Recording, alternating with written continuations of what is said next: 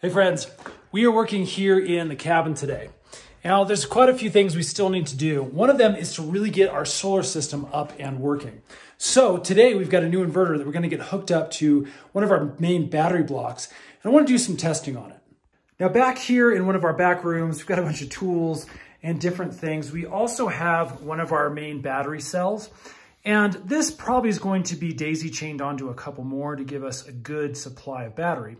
But in order to tap into this, we have to have an inverter, basically changing the DC power into AC power.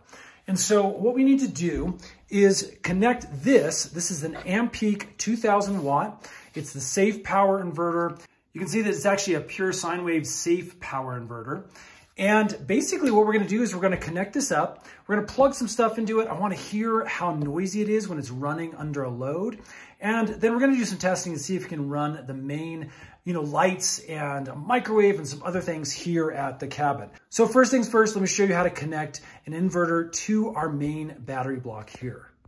Now, the nice thing is that this specific inverter does come with two big, large cables. And then it comes with a little wrench that you can use. And that's basically for these little nuts that are over here on the protective covers where the cables connect to the inverter. So what we're gonna do is connect the red to the red, black to the black, and then over onto this port on the battery. Now, again, there's a couple of things we do need to take note of. One, there's no fuse that's connected from the red to the positive over here on the battery. That's something that I know usually is good to have to prevent damaging your equipment. And then also there is a specific spark that can happen when you connect these two. We'll show you that here in a minute. So this is fairly simple. We just need to unscrew the cover here. You can see this little plastic piece comes right off. And then there's a little nut here, and we can take our included wrench and get that off. I'm gonna need two hands to do this. So we can take the end of our red cable. I'm just gonna stick it around there.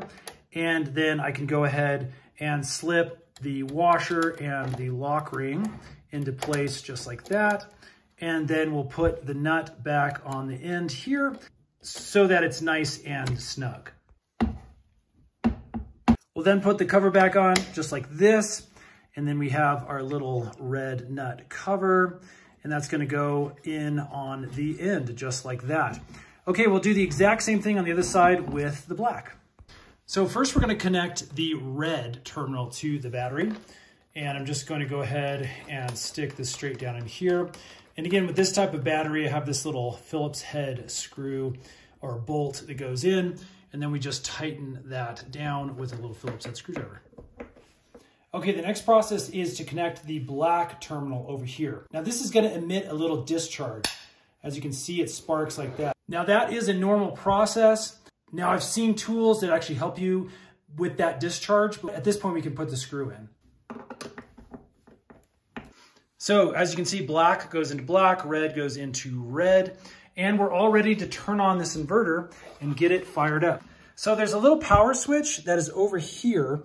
You can see, I'm just gonna flick that on. You can hear the fan fire up. And look at that, we are connected and good to go. So we can kind of get a better picture now on this little display of what's going on. As you can see, it's showing that we have a full battery. I love this display portion right here. There's some other inverters that really don't give you any kind of knowledge of how full your battery really is. So let's get a better idea of what this display is giving us. So down here on the bottom left, you can see the output voltage. We're at 115 volts. In the middle is the output current. Obviously, you can see it's measuring 0 amps at this point. Output frequency is 60 hertz. Again, we have the battery status. We have an internal temperature. Here on the inverter, you do want to make sure this doesn't get too hot. You can see it's sitting right at the air temperature here at 77 degrees Fahrenheit. We've got an input voltage, meaning the amount of volts that's coming off the battery into the inverter. And so that's showing 13 volts, which is just about what it should be since this is a 12.8 volt system. And then over here, obviously in the middle is the outputted watts. And right now we're only showing 8 watts. I'm guessing that's what it takes just to power this little screen here. So our next step is actually to connect some appliances as well as a few other things that we can test over here on our AC output. Now, what's nice about this specific inverter, we actually have a DC output right here in case you have anything that uses DC to power the device. There's also some lights you can see that are inside. Maybe that is what's contributing to that 8 watts of power that it's pulling. We also have some USB 3.1 amp slots right here. So again, a whole lot of options for us to power into. Let's go ahead and test some things. Okay, so let's try something easy, and let's charge up one of my Ryobi lithium batteries here. So let's go ahead and take this. We're gonna plug it into our inverter over here on the right-hand side. Okay, with that plugged in, you can see we're still at that 8 watts. All we're running extra is this little battery light. We'll take my battery and push it down in there, blink a couple times. It should go to the blinking green because I think there's a little bit more to charge. And then as you can see, that jumped up now to 92 watts. So looks like it's fluctuating between 92 and 80. And again, down here, we are charging. All right, let's see if we can give it a little bit more of a load. Now, one of the things to really overload this thing with a whole lot of wattage is by using a microwave. It's gonna push off roughly 1,000 watts, maybe even up to 1,200.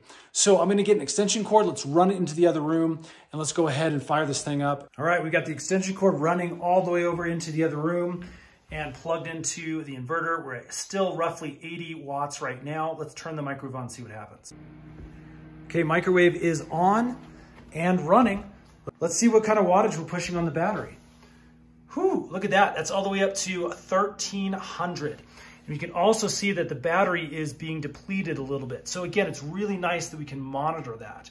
I can't hear it kick on at all. It really is dead silent. So again, I'm thinking we have to really push this thing hard to get any kind of fan to move up in here to prevent overheating. Again, really nice to see. Okay, after we've pulled everything out, you can see the wattage went way back down. And actually we have that full bar again on the battery. So I'm guessing it was showing that based off of the current depletion rate. Because again, there's a little bit of juice that has been moved out of this battery from some testing we did at home.